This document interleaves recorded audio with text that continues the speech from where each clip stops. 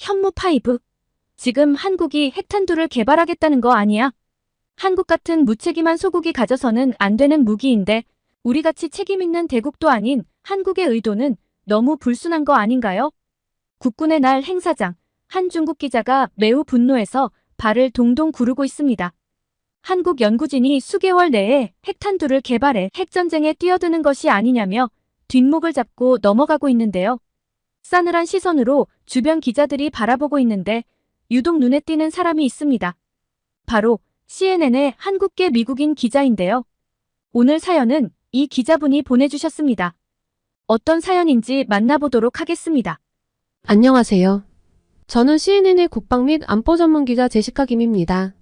최근 한국의 국군의 날 행사를 취재하기 위해 한국에 방문했는데요. 미국에 돌아가기 전 제가 겪은 놀랍고 특별한 이야기들을 전달해보고 싶어 이렇게 메일을 보내봅니다. 한국에 방문한 이유는 서울공항에서 열린 제76주년 국군의 날 기념 행사에 참여하기 위해서였어요. 여러 기자들 중 제가 한국계이기 때문에 팀장님이 특별히 절 선택했죠. 한국에 정말 오래간만에 가는 거라 몹시 떨리고 설레더군요. 긴 비행시간을 끝내고 곧바로 행사장에 도착했는데 긴장감 넘치는 분위기를 느낄 수 있었어요. 그리고 드디어 그 순간이 왔죠. 현무5 미사일이 모습을 드러냈습니다. 평소 알고 지내던 기자들의 탄성이 터지자 안면이 있던 한국 국방부 관계자들의 얼굴에 자랑스러운 미소가 떠올랐습니다. 저도 보자마자 감탄이 나오더라고요. 와, 저게 현무5인가요? 저도 모르게 중얼거렸는데 옆에 있던 한국 국방부 관계자가 고개를 끄덕이며 설명해 주었죠. 네, 맞습니다. 9축 18개의 바퀴로 구성된 이동식 발사대에 탑재된 거대한 미사일입니다. 저는 그 크기에 압도되어 말을 잇지 못했습니다. 이 미사일의 파괴력은 핵무기에 버금간다는데요. 프랑스 기자가 옆에서 거들었습니다.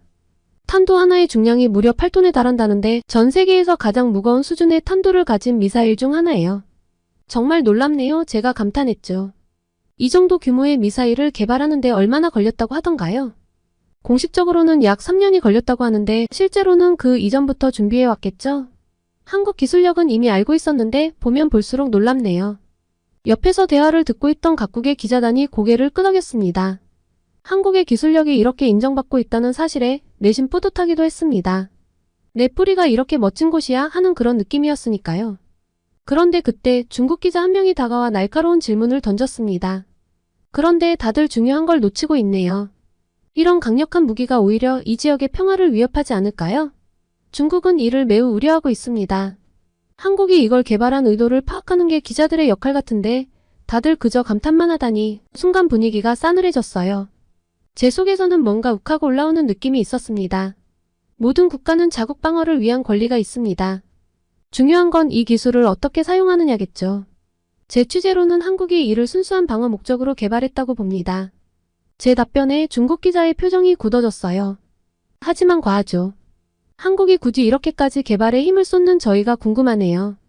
이 사람 정말 왜 이렇게 뱀에 꼬였을까? 다들 우리의 대화를 흥미롭게 바라보는 시선이 느껴지자 저도 질 수 없었습니다. 현무5 미사일은 단순한 무기 그 이상의 의미가 있다고 봅니다.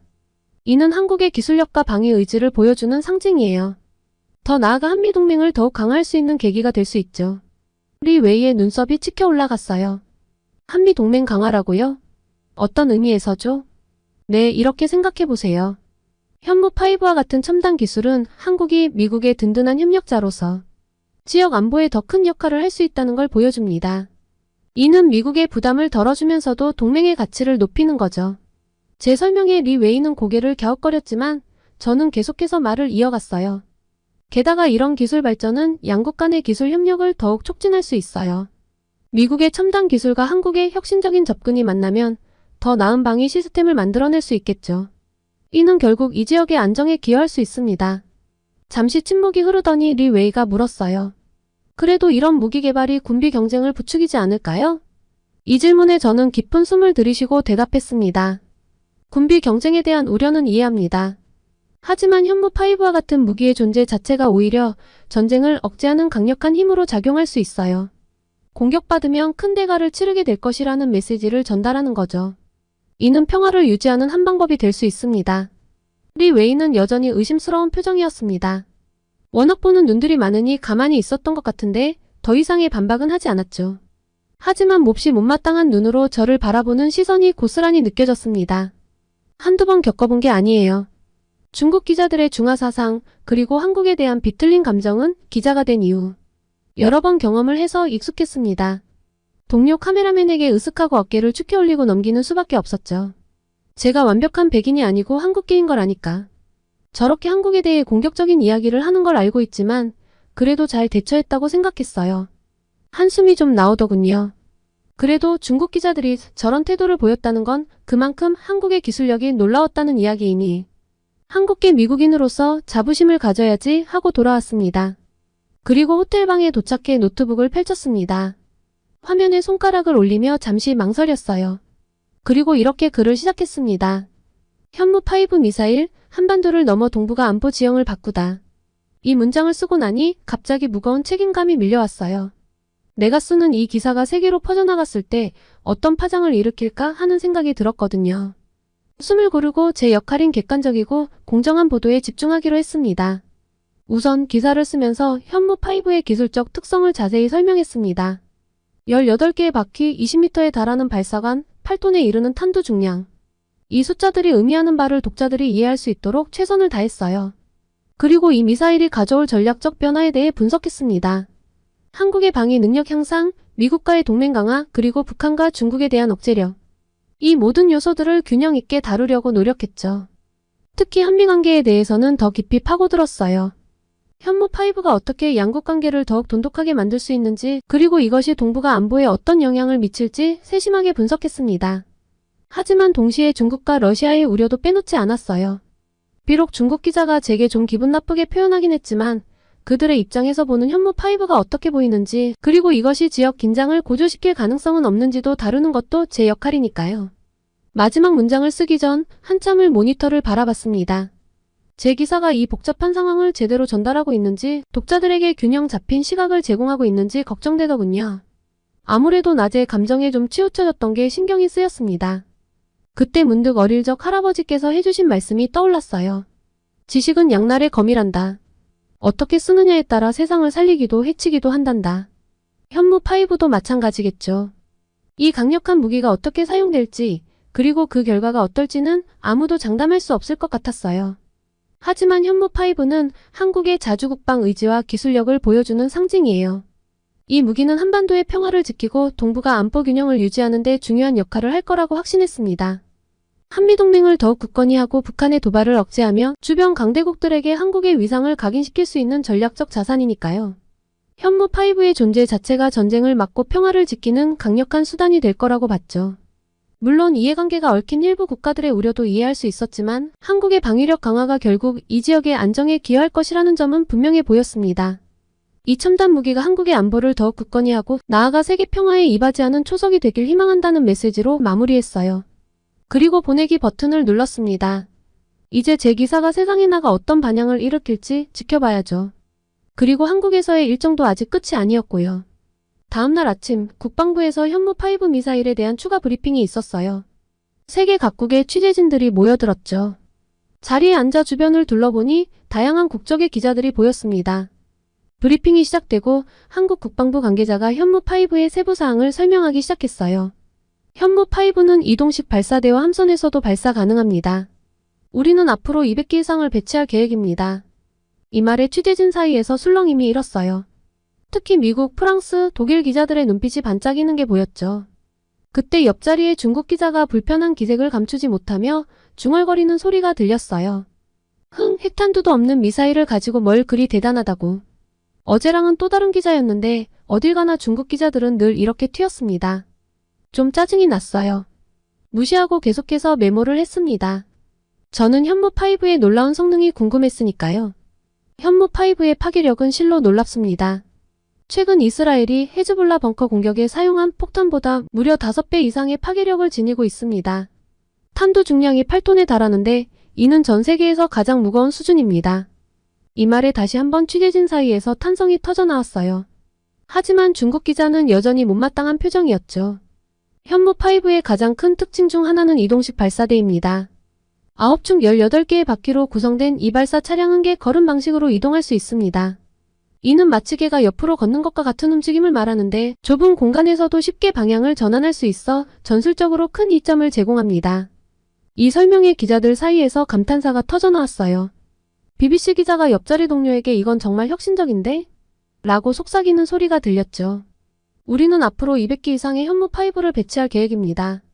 이는 한반도 전역은 물론 주변 위협에 대한 강력한 억제력으로 작용할 것입니다. 이 말에 장 웨이펑 기자가 참지 못하고 불쑥 질문을 던졌어요. 그럼 이 미사일의 사거리는 얼마나 됩니까? 중국도 사정권에 들어가나요?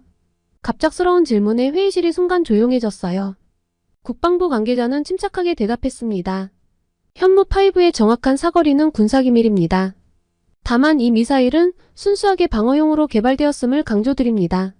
장 기자는 이 대답에 만족하지 못한 듯 했어요. 그의 얼굴에는 의심과 불만이 가득했죠. 하지만 더 이상 말을 이어가진 않았습니다.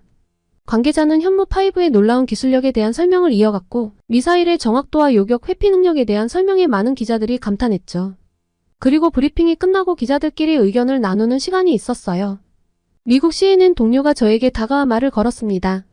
제시카, 이건 정말 대단한 뉴스야. 한국의 기술력이 이 정도일 줄은 몰랐네. 추가 기자는 이 기술력에 집중을 좀 해야겠어. 그때 중국 기자 장 웨이펑이 끼어들었어요. 뭐가 그리 대단하다는 겁니까? 우리 중국은 이미 ICBM을 가지고 있어요. 12,000km를 날아가는 펑사-12를 발사했다고요. 한국의 이런 과대 광고에 속지 마세요. 그의 말에 주변 기자들의 표정이 굳어졌어요. 저는 침착하게 대응하려 노력했습니다. 장 기자님, 현무5의 의의는 단순히 사거리나 파괴력에만 있는 게 아닙니다. 이는 한국의 자주국방 의지와 기술력을 보여주는 상징이에요. 게다가 이동식 발사대의 혁신적인 설계는 정말 놀랍지 않나요? 장 기자는 제 말에 흥분한 듯 했어요. 그래서 뭐요? 결국 미국의 허락 없이는 아무것도 못하는 게 한국 아닙니까? 결국 미국 밑에 있는 나라인데 당신이 한국계라고 해서 너무 한국적으로 치우친 시각으로 바라보는 건 좋지 않다고 보이네요. 게다가 당신은 한국 기자가 아니고 미국 기자잖아요. 미국의 기사가 한국 시각에 의해서 쓰여지다니 좋은 기사가 나오기 어려워 보이네요. CNN은 이런 것에 대한 문제의식이 없는 걸까요? 장 기자의 말에 주변 기자들이 불편한 기색을 보였어요. 프랑스 기자가 나서서 말했습니다. 진정하세요, 장 기자님. 우리는 객관적으로 사실을 보도해야 하는 기자라는 건 누구에게나 변함없는 사실이에요. 제시카 역시 마찬가지고요. 그리고 어제 보지 않았나요? 한국의 현무5가 가진 기술적 혁신은 분명 주목할 만해요. 아주 솔직하게 전 너무나 부러운데요. 당신들은 한국 가까이 있는 나라가 아니라 이렇게 남일처럼 바라보고 있는데요. 중국인으로서 저는 몹시 우려가 될 수밖에 없습니다. 한국은 북한을 핑계로 군비를 확장하고 있어요. 이는 분명 중국을 겨냥한 것이고 이에 대해서 세계 언론이 꼭 다뤄야 한다고 봅니다. BBC 기자가 나서서 말했습니다. 개인적인 의견을 우리가 기사에 쓸 수 없지 않겠습니까? 개인의 의견은 저희도 경청하겠지만 지금 장 기자님 말을 그대로 쓰기는 어려워 보여요. 하지만 장 기자는 멈추지 않았어요. 당신들은 모르는 겁니다. 한국은 이미 핵무기 개발 계획을 가지고 있어요. 3개월이면 핵무기를 만들 수 있다고요. 이건 동북아 평화에 대한 심각한 위협입니다. 결국 브리핑장에 있던 한국 국방부 관계자가 개입해야 했습니다. 리 기자님, 그런 근거 없는 주장은 삼가주시기 바랍니다. 한국은 핵무기 개발 의도가 전혀 없음을 분명히 밝혀왔습니다. 지금 각국 기자단에게 이렇게 확인되지 않은 이야기를 하신다면 퇴장 조치하겠습니다. 리 웨이는 마지못해 입을 다물었지만 그의 얼굴에는 여전히 분노와 질투심이 가득했어요. 그의 모습을 보며 현무5가 중국에 얼마나 큰 위협으로 느껴지는지 실감할 수 있었죠. 브리핑이 끝나고 나오면서 주변 기자들이 수근거리는 소리가 들렸습니다. 중국이 저렇게 민감하게 반응하는 걸 보니 현무5가 정말 대단한 무기인가 봐. 한국의 기술력이 중국을 위협할 정도로 발전했다는 거 아닐까? 현무5가 동북아 힘의 균형을 바꿀 수도 있겠어. 복도에서 우연히 마주친 BBC의 기자 역시도 마찬가지더군요. 아까 제 썩은 표정을 보았는지 씩 웃으며 말을 걸어왔어요. 제시카, 너도 봤지? 중국 기자의 반응이 정말 흥미롭더라. 현무5가 중국을 얼마나 긴장시키고 있는지 잘 보여주는 것 같아. 저는 고개를 끄덕이며 대답했습니다. 맞아요. 리 웨이의 반응은 단순한 개인의 의견을 넘어서 중국 정부의 입장을 어느 정도 반영하고 있는 것 같아요. 현무5가 동북아 안보 지형을 크게 바꿀 수 있다는 걸 보여주는 거죠. 뭐 웃어 넘겨야 하지 않을까요? 그리고 호텔에 와서 확인해보니 이미 중국 언론에서는 아까장 기자와 비슷한 논조로 수차례 뉴스 보도가 나갔더군요. 여기에 대해서도 기사를 써야 할 필요가 있겠다 싶었습니다. 오후 취재 전 먼저 초안을 좀 잡아놨습니다. 현무5의 등장은 단순한 무기 개발을 넘어 동북아시아의 새로운 힘의 균형을 예고하고 있다. 중국의 과민 반응은 이 미사일이 가진 전략적 중요성을 역설적으로 증명하고 있다. 앞으로 현무5가 한반도를 넘어 동북아 안보 지형을 어떻게 변화시킬지 주목할 필요가 있다. 오후 취재는 주한미군 관계자인 마이클 존슨 대령과의 인터뷰로 이어졌습니다. 용산 기지 내 회의실에서 만난 존슨 대령은 현무5에 대해 상당히 구체적이고 긍정적인 평가를 내놓았어요. 현무5는 한국의 자주국방 능력을 크게 향상시킬 겁니다. 이는 결과적으로 한미동맹을 더욱 강화하는 계기가 될 거예요. 존슨 대령이 말문을 열었습니다. 이어서 그는 현무5의 놀라운 성능에 대해 상세히 설명했습니다. 현무5의 탄두 중량은 8톤 이상으로 세계에서 가장 무거운 수준입니다. 이 괴물 미사일은 한국군의 대량 응징 보복 능력을 크게 향상시켜줄 겁니다. 존슨 대령의 말에 궁금증이 생겨 더 자세히 물어봤어요. 그 정도 파괴력이면 북한의 지하시설도 타격할 수 있나요? 그렇습니다. 그가 고개를 끄덕이며 대답했어요. 현무5는 북한 지휘부가 은신할 것으로 예상되는 100m 깊이의 지하 벙커도 무력화할 수 있다고 평가됩니다.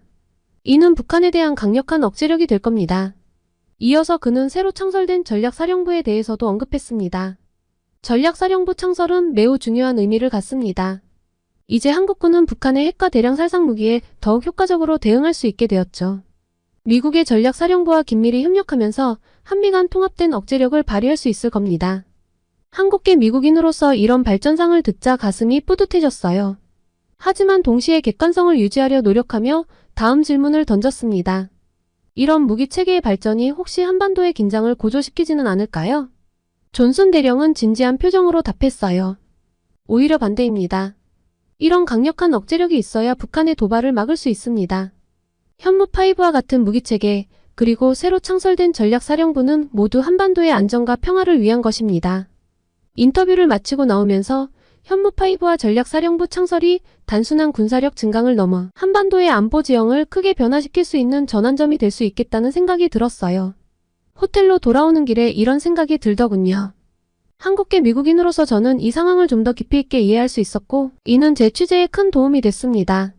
한국의 국방력 발전을 자랑스러워하면서도 동시에 이것이 동북아 안보에 미치는 영향을 객관적으로 바라볼 수 있었죠. 이 경험을 통해 저는 기자로서, 그리고 한 사람의 인간으로서 한 단계 성장한 것 같았습니다. 앞으로 이 복잡한 상황을 어떻게 세계에 전달할 수 있을지 그 책임감에 어깨가 무거워지면서도 한편으로는 가슴이 뛰는 걸 느꼈어요. 호텔 방으로 돌아와 창밖을 바라보며 지난 며칠간의 경험을 되새겨봤어요. 현무5 미사일 취재를 통해 한국의 놀라운 기술력을 목격하면서 제 마음속에서는 복잡한 감정들이 소용돌이쳤습니다. 한국계 미국인으로 자라면서 저는 늘 정체성의 혼란을 겪어왔어요. 미국에서는 너무 아시아적이라는 시선을, 한국에서는 너무 미국적이라는 평가를 받곤 했죠. 이번 취재 초기에도 그런 불안감이 있었어요. 과연 내가 이 복잡한 상황을 제대로 이해하고 전달할 수 있을까? 하는 의구심이 들었던 거죠. 제가 경력이 그리 길지 않아서 생긴 걱정이기도 하겠지만요. 하지만 취재를 진행하면서 제 안의 두 정체성이 오히려 강점이 될 수 있다는 걸 깨달았어요. 한국의 문화와 역사에 대한 이해를 바탕으로 미국인의 시각에서 이 상황을 바라볼 수 있었거든요. 특히 현무5의 놀라운 기술력을 직접 눈으로 확인하면서 가슴 한편에서 자부심이 올라오는 걸 느꼈어요. 제 뿌리인 한국이 이렇게 대단한 성과를 이뤄냈다는 사실에 무언가 뭉클해지더라고요. 미국 동료들의 반응을 보면서 그 자부심은 더 커졌어요. CNN의 베테랑 동료 기자, BBC 기자 등 각국의 기자들이 한국의 기술력이 이 정도일 줄은 몰랐어. 정말 놀랍군. 이라고 말했을 때 저도 모르게 어깨가 으쓱해졌으니까요.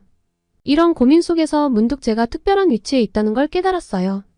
한국과 미국 두 나라를 모두 이해하는 제가 이 복잡한 상황을 세계에 전달하는 다리 역할을 할 수 있겠다는 생각이 들었거든요.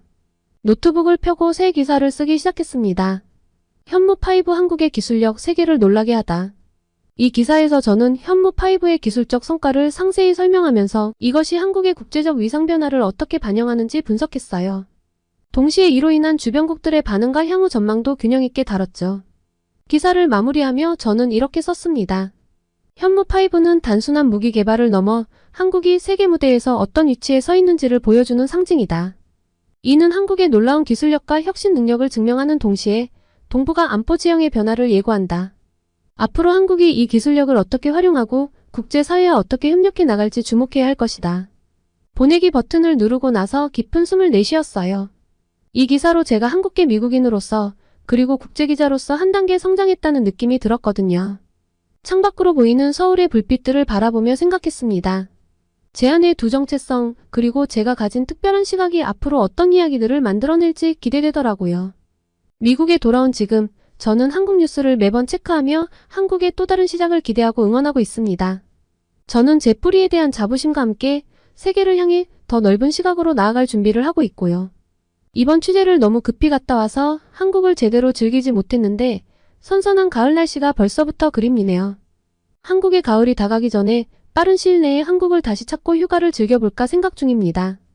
벌써부터 그리운 한국인데요. 여행으로 방문하고 나서도 또 소식 전하겠습니다. 한국인들 때문에 우리 위대한 일본 조상들이 강간범, 침략범으로 욕먹고 있는데 지금 내 입에서 한국에 갈 거라는 소리가 나와. 아빠, 그게 무슨 말도 안 되는 소리예요. 그만 좀 해요. 여기 아버지와 싸우고 있는 한 일본 소녀가 있습니다. 싸우는 이유가 딸이 다니는 학교의 수학여행지 때문이라고 합니다. 언뜻 보기에는 이해가 가지 않는 상황인데요. 올 봄에 한국에 수학여행을 왔던 일본 여학생의 사연, 함께 시작하시죠. 잠깐, 좋아요와 구독, 알림 설정 잊지 않으셨죠? 안녕하세요.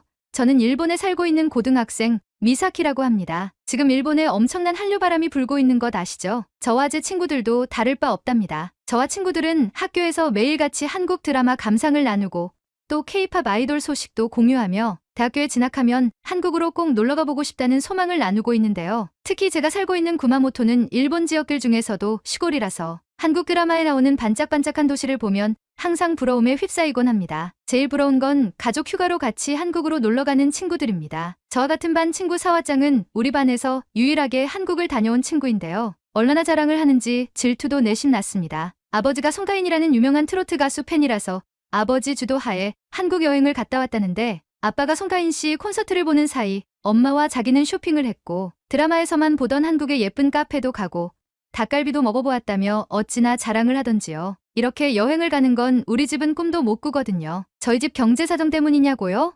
아닙니다. 부끄럽지만 우리 아빠는 가끔 한국 방송에도 출연한 사람입니다. 안 좋은 쪽으로요. 바로 한국인들이 입을 모아 욕을 하고 일본 안에서도 욕을 하는 혐한 우익입니다. 그래도 아빠는 저와 어머니께는 자상한 사람이고 일도 열심히 하셔서 제가 부족한 것 없이 자랐기 때문에 지금까지는 사이가 꽤 좋았는데요. 제가 한류에 빠지게 되면서 점점 아버지와 다투는 일이 잦아졌습니다. 제가 한국에 푹 빠지게 된 계기는 바로 BTS인데요. 그 중에서도 B씨를 정말 좋아합니다. 완벽한 얼굴과 놀라운 실력을 가진 최고의 가수라고 생각해요. 그리고 이를 계기로 한국의 다른 아이돌들을 알게 되었는데 일본의 자니스 아이돌들과는 비교도 안 될 만큼 멋진 외모, 장신의 키, 그리고 앵앵거림 없는 노래 실력에 미친 듯이 빠져들게 되었습니다. 한국 드라마는 또 얼마나 재밌던지요. 맨날 내용도 거기서 거기이고 연기력도 별로인 일본 드라마는 정말 이제 눈에 차지 않습니다. 저희 엄마도 동의하는 부분인데요. 아예 몰랐으면 모를까 한국 드라마를 알고 난 이후로는 유치한 일본 드라마는 더 이상 눈에 들어오지 않습니다. 그래서 언젠가부터인가 제 꿈은 한국에 꼭 한번 방문하는 것, 그리고 기회가 된다면 대학교도 한국으로 가고 싶다는 것인데요.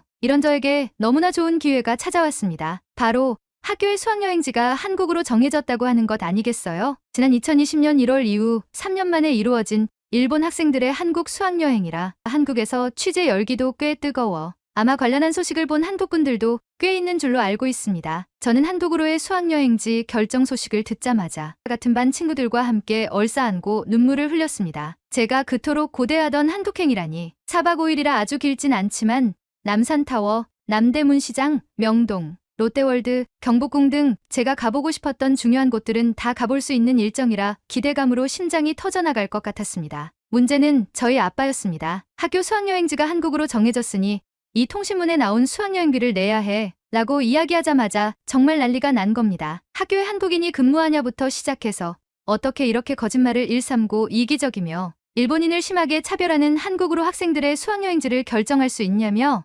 노발대발하셨습니다. 그리고는 학교에 항의 전화를 걸어 한국으로의 수학여행을 막아야겠다고 하셨죠. 세상에나 학교에 그런 민폐를 끼치면 저는 어떻게 얼굴을 들고 학교를 다닐까요? 학교에서 결정된 일인데 어떻게 변경을 하겠냐? 일정도 다 나왔다는 제 항변에 그럼 위험한 한국으로 너를 보낼 수 없으니 너라도 수학여행을 빠지라고 하더라고요. 한국인이 일본인에게 테러를 하면 어떻게 하냐며 절대로 네가 한국을 가는 건 허락을 못한다고요. 그때부터 눈물이 줄줄 나오기 시작했습니다. 한국에 대해서 제대로 알아보지도 않고 한국은 무조건 안 된다며 반대를 하는 아빠가 너무 미웠어요. 제가 한국에 푹 빠지면서 역사 문제에 대해서도 알아봤는데 학교에서 제대로 알려주지 않아 아주 깊게는 알 수 없지만 일본 두상들이 한국에게 독일 나치와 다를 바 없는 짓들을 했고 그건 사과해야 하는 것이 맞다고 생각했거든요. 왜 아빠는 제대로 알아볼 생각을 안 할까요? 이 문제로 저는 수학여행을 가기 전날까지 아빠와 무섭게 싸웠던 것 같습니다. 결국 제가 라인 메신저로 한국에서 무엇을 먹고 어떤 일들이 벌어지고 있는지 하나하나 보고한다는 조건으로 겨우 허락을 받았습니다. 그렇게 도착한 한국, 저희를 향해 쏟아진 카메라 플래시 세례와 잘 왔다는 인사만 있었을 뿐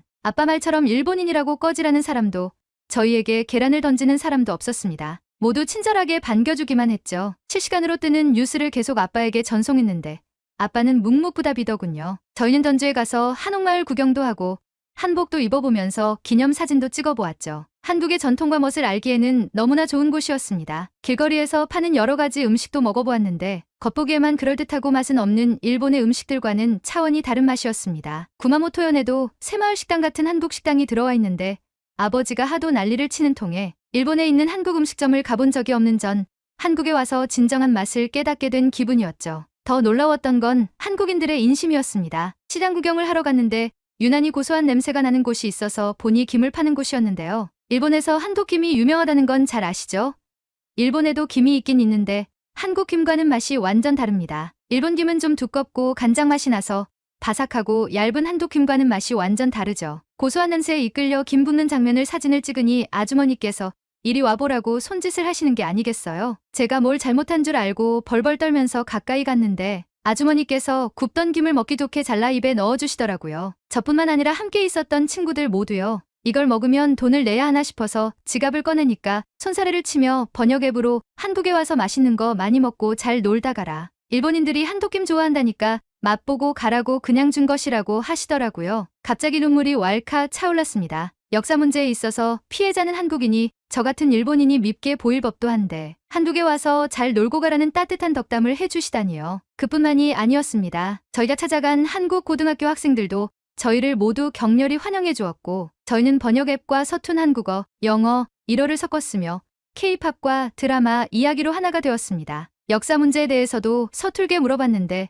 한국 학생들은 일본이 명백하게 한국에게 잘못한 일이고 진심 어린 사과를 해야 하는 건 맞지만 한국에 온 너희들에게 나쁘게 굴 이유는 없다고 했습니다. 머리를 크게 한 대 맞은 느낌이었습니다. 아빠는 우물안 개구리처럼 자기가 보고 싶은 것만 보고 듣고 싶은 것만 듣고 있는 사람이었죠. 정작 한국인들은 더 넓은 아령으로 일본인을 감싸 안고 참을성 있게 한국의 사과를 기다리고 있었는데 말이죠. 이런 한국인들을 비난하다니 아빠에게 이런 일이 있었다고 장문의 라인 메시지를 보냈는데 읽기만 하고 답변이 도통 없더라고요. 한국까지 와서 기분 상한 채로 돌아다니는 건 시간 낭비기에 일단 무시하고 저는 열심히 한국을 즐겼습니다. 제가 정말 감탄했던 건 전주가 서울에서 멀리 떨어진 곳이라는 점인데요. 구마모토현에 혹시 와 보신 한독분들이라면 알 겁니다. 좋게 말해 자연이 좋은 시골이고 나쁘게 말하면 촌구석이죠. 그런데도 전주가 이 정도 인프라이면 서울은 어느 정도일지 드라마에서 본 것보다 더 반짝거리고 멋지지 않을까 싶었죠. 서울로 이동하며 두근댔던 가슴은 도착하자마자 크게 부풀어 오른 느낌이었습니다. 드라마에서 보던 서울보다 진짜 서울은 훨씬 휘황찬란하고 멋졌으니까요. 처음으로 깜짝 놀랐던 건 지하철이었는데요. 구마모토는 노면 전차가 다니는 곳입니다. 100년째 운영하고 있기 때문에 가까이서 보면 곧 부서지는 거 아니야? 라는 생각이 들 정도죠. 그리고 자동차 신호와 함께 다니기 때문에 자동차가 멈추면 같이 멈추고 달리면 같이 달립니다. 별반 빠를 것도 없고 좋을 것도 없는데요. 그나마도 이걸 이용하려면 지폐를 잔돈 교환기에서 잔돈으로 바꿔 딱 맞게 요금통에 넣어야 합니다. 웃긴 건 요금통과 잔돈 교환기가 붙어 있어 딴 생각을 하다가 잔돈 교환기에 넣을 돈을 요금통에 넣게 되면 다시 돈을 찾을 방법이 없죠. 도쿄 지하철은 좋지 않냐고 할 수 있는데요. 저도 가끔 길을 잃어버린 적이 있을 만큼 굉장히 복잡합니다. 환승을 하려다가 지하철을 반대로 타거나 환승역을 놓치는 건 예사실이죠. 부끄럽지만 일본인인 저도 도쿄에 갔다가 길을 헤맨 적이 한두 번이 아닙니다. 그런데 한국 지하철은 깔끔하고 큰 역사 안에 환승 표시가 잘 되어 있고 지하철 역무원분들에게 안내를 부탁하면 정말 친절하게 도와주셨습니다. 일본에서 이런 친절을 기대하기는 어려운데 한국인의 이런 친절과 배려심은 꼭 배워가야겠다는 생각을 했죠. 저희 환상적인 수학여행은 롯데월드가 정점이었는데요. 일본의 놀이동산을 한국 사람들도 꽤 많이 오고 있는 것으로 알고 있지만 심심한 놀이기구가 많습니다. 그런데 한국은 놀이기구의 스케일과 스릴이 엄청나 즐기기 너무너무 좋았습니다. 일본에서는 한국 교복을 입고 사진 찍는 것이 유행인데 친구들과 염원하던 한국 교복을 입고 사진을 찍어서 소원 성취도 했고요. 놀라운 건 한국인들의 세련됨이었는데요. 저는 일본 여성치고 키가 좀 큰 편입니다. 일본에서는 놀이기구에서 줄을 서 있을 때 뒤를 돌아보면 저보다 키 큰 남자를 찾기 어렵습니다. 그런데 한국 남자들은 키도 크고 하나같이 세련된 옷차림에 좋은 피부를 자랑하고 있었습니다. 한국 드라마 속 배우들이 진짜였구나 하는 생각에 저는 다시 한번 한국으로의 유학을 다짐하게 되었습니다. 저의 이런 환상적인 수학여행 체험기는 하나도 빠짐없이 낱낱이 아빠에게 보냈는데 도통 말이 없으셨습니다. 제가 한국에서 욕을 먹거나 테러를 당하는 것 아니냐고 난리치던 아빠는 어디 가고 왜 한 번도 안부를 묻지 않는지 이쯤 되니까 걱정이 되더라고요. 수학여행 마지막 날 밤 아빠에게 전화를 걸었더니 아빠가 차가라앉은 목소리로 일단 와서 이야기하자고 하더라고요. 집에 무슨 일이 있나 싶었는데 어차피 내일 집으로 가니 가서 들어보자는 생각으로 귀국을 했죠. 한국 김과 한국 화장품 그리고 예쁜 옷들과 BTS 굿즈까지 한가득 쇼핑한 것들을 끌어안고 집으로 가면서 내심 걱정이 되었습니다. 분명 이걸 보면 아빠가 한국에 돈을 주고 왔냐며 내가 힘들게 번 돈을 한국에 썼다고 노발대발할 텐데 하는 생각이 불쑥 들었죠. 천국에 있다가 지옥으로 툭 떨어진 느낌이었습니다. 조심조심 집으로 들어간 순간 저는 화들짝 놀랐는데요. 아빠가 거실에서 저를 기다리고 있었기 때문입니다. 아빠의 첫 마디는 재미있었니? 였죠. 거짓말을 할까 하다가 정말 재미있고 행복했던 것은 사실인지라 네, 재미있었어요. 하고 후다닥 방으로 들어가려는데 저를 불러 세우시더라고요. 아빠와 마주보고 가만히 거실에 앉아있자니 너무 불편했습니다. 이윽고 아빠가 말을 꺼냈는데 저는 기절하는 줄 알았습니다. 미안하다 미사키. 아빠 때문에 부끄러운 적 많았지? 라고 하시는 게 아니겠어요? 내가 뭔가 단단히 잘못 들은 것 같아서 아빠를 멀뚱멀뚱 쳐다보고 있었는데 아빠는 제가 보내준 한국 여행기를 실시간으로 전해 들으며 처음에는 믿지 않으셨다고 합니다. 자기가 좋아하는 연예인 나라니까 욕먹이기 싫어서 거짓말을 하는구나 싶으셨다는데요. 계속해서 쏟아지는 사진과 조작이 불가능한 동영상들을 보며 한국인이 왜 이렇게 친절하게 아량을 베풀지? 란 생각을 계속했다고 하시더라고요. 이제껏 머릿속에서 그려낸 한국의 모습과는 전혀 다른 모습에 혼란이 와서 아버지께서는 매번 사용하는 사이트가 아니라 다른 사이트에서 한국과 일본의 과거사에 대해서 찾아봤다고 하시더라고요. 그리고서는 엄청난 쇼크를 받았다고 하셨습니다. 알고 있던 것과는 정반대의 이야기를 하고 있었으니까요. 나를 꼴딱 세면서 계속해서 자료를 찾아보시고는 내가 알고 있던 건 모조리 다 거짓이었고 일본 입장에서 조작된 이야기라는 것을 깨달았다고 하셨죠. 제가 어설프게나마 공부해서 전달했던 역사 이야기가 거짓이 아니라는 것도 이제 아셨고요. 그래서 그동안 혐한 우익으로 활동해왔던 세월이 부끄러워지셨고 또 그런 아빠를 둔 제가 얼마나 마음고생을 했을지 미안하다고 하셨습니다. 아빠 머리에 벼락이라도 맞은 걸까요? 이렇게 갑자기 변해버린 아빠의 모습이 너무 생소했는데 아빠는 말씀하시더라고요. 늘 접하는 정보만 접해서 그렇다고 너에게 생생한 한국의 모습을 전달받지 못했으면 이런 깨달음은 없었을 것이라고요. 어안이 벙벙했습니다. 지난 몇 년간 아빠와 싸워왔는데 이번 수학여행으로 이렇게 아빠의 사고방식이 바뀌다니요. 기쁘고 또 한편으로는 정말 다행이라는 생각입니다. 저는 이제 한국어 공부를 시작합니다. 아빠와도 역사 공부를 짬내어하며 한국에 대해서도 제대로 더 알아보고 싶고요. 공부를 하며 한국어에 능통하게 되면 한국 유학도 꿈꿔볼 수 있겠죠. 오늘은 한국 국군이 날 행사를 취재하며 한국의 국방력에 깜짝 놀란 미국 기자의 사연 그리고 한국으로 수학여행을 왔던 일본 여고생의 사연을 전해드렸습니다. 오늘의 사연이 마음에 드셨다면 구독과 좋아요를 눌러주세요. 여러분의 구독과 좋아요는 계속해서 좋은 사연을 소개할 수 있는 힘이 됩니다. 이상 감동저장소였습니다.